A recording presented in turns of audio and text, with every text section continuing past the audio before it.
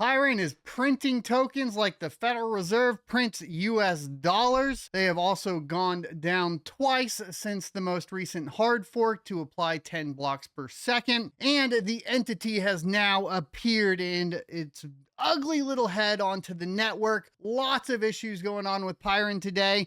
I think they're going to be in the crypto mining news cycle for quite some time. They're taking over the news cycle for the week. Let's go ahead and get into it.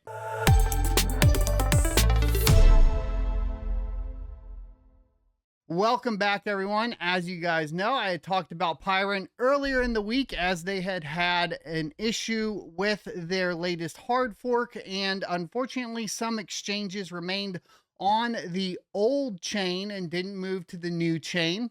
I had issues where I was syncing to the incorrect chain and mining to that chain. And then obviously I had to make some corrections on some technical details surrounding that. Now, this is a crazy subject that started a long time ago when voting started with Pyron on the hard fork and the move to 10 blocks per second. And the most controversial move that they made was that they added 30 million coins to the total supply, resulting in an increase, of course, as well as allotting those particular coins or tokens to development funds for infrastructure, development, security, and audit, to markets for exchanges and liquidity, and to marketing for partners, community, and marketing growth. As you guys know, as I've stated with things like the Kai Network and Telest AI most recently, I'm not a fan of projects paying for marketing, especially when they name them partners and they just so happen to be large YouTubers like myself. And to be very clear, I've never accepted any of these deals from any token or coin, so I can try to cover them as unbiasedly as possible. There are accusations flying around that this did not actually pass in the hard fork, or the hard fork did not actually pass a vote and it was manipulated. I do not have solid evidence to that, but that is something you may see flying around. Either way, I'm not a huge fan of this move in the first place and is a red flag in my humble opinion. But that doesn't necessarily mean that the project is going to be rug pulling or anything of that type of sort. I would assume that the devs are incentivized financially to make this project successful.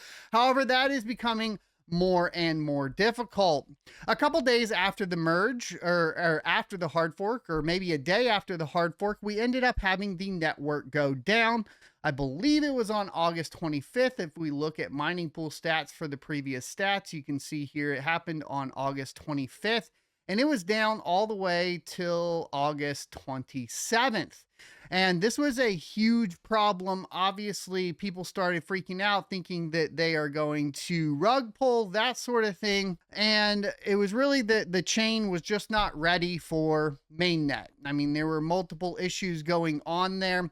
The chain halted, but unfortunately we had exchanges that did also not move their nodes to the new chain, which meant some people, it looked like, were basically mining the proper chain. You can even see here with the APIs that are going across multiple other pools that used to support this particular coin have invalid block heights, which could be indicative of being on the wrong node in some cases, or just not back up at all in other cases. So be extremely careful when you're mining.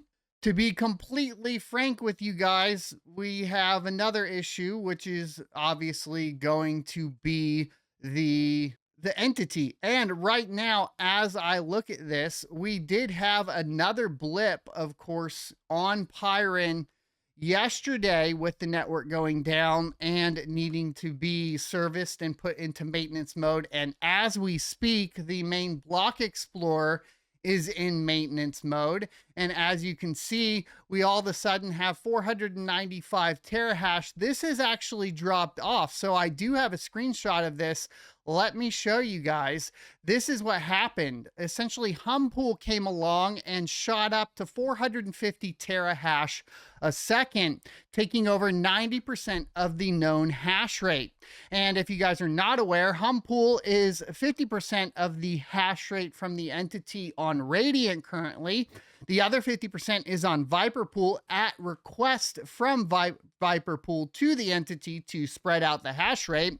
In this particular case, I don't think they're doing that. I think they're obviously just trying to spin up on Humpool, but I think it's caused the network to potentially start having issues yet again. Now, this video is going to come out as quickly as possible. I'm trying to record it during my lunch hour, but even then, we might be having basically a developing story in this particular situation as it unfolds. And it looks like there is potential here for essentially the network to be losing hash rate, right? Or going down, because we have the maintenance going on. And then you can see here 100% of the hash rate is unknown. Have they switched to their own node?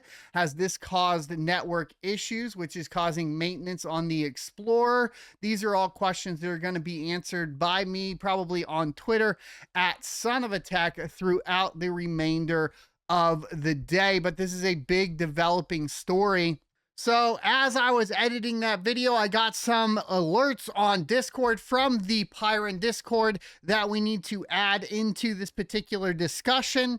First being that we are seeing essentially a move away from the current hashing algorithm to potentially a new one to prevent the entity to come onto it. That was actually at 7:04 this morning. Let me get this. Boom. So that was at 7:04 this morning, posted on the announcements for the Pyron Discord. They're working with LOL Miner and Rigel Miner to implement this particular change. This is going to be obviously needed for, resolving the issue with the entity. I think obviously you don't want to devalue the token any further than it already has. So, that's probably a good thing.